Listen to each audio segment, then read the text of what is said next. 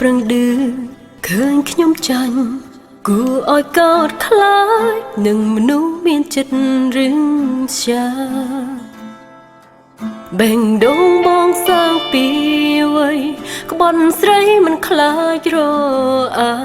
យល់ថាសប្បាយមែនទេឃើញគេយំគេអង្វរគិតថាល្អសម្រាប់ខ្លួនទើបប្រឹងធ្វើខ្លួនរៀបរឹកអស់ខ្ពស់ហួងមេទាំងភ្នែកស្រីប៉ុន្មាននាងដែលហោព្រោះមិនចង់បានទួញស្រែក៏បងមិនខ្វល់សុំមួយនាទីសុំសួរបងបានទេមួយម៉ាត់ចុងក្រោយចង់ឲ្យបងជួយឆ្លើយឲ្យអង្គការងឿងឆ្ងល់ក្នុងបេះដូងស្រី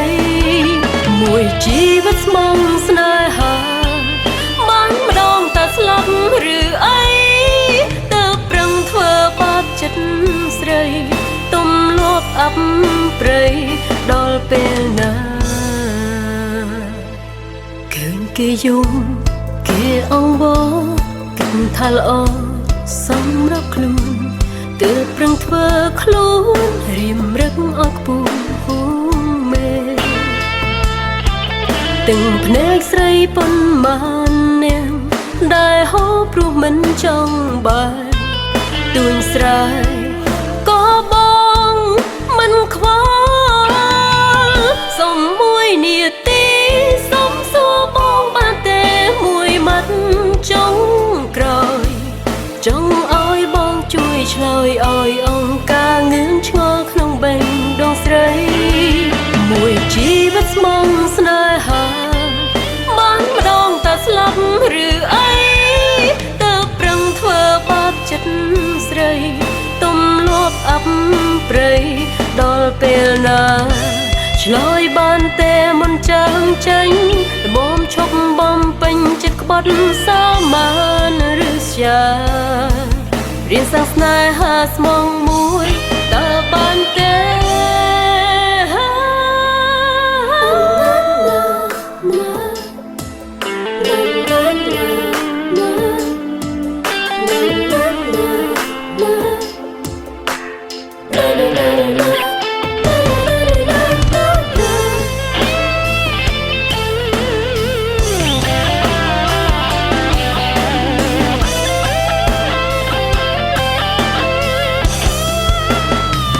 សុំមួយនាទី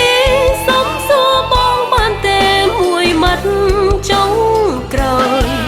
ចង់ឲ្យបងជួយឆ្លើយឲ្យអង្គការងឿងឆ្ងល់ក្នុងបេះដូងស្រីមួយជីវិតស្មងស្នេហាបានម្ដងតែស្លាប់ឬអី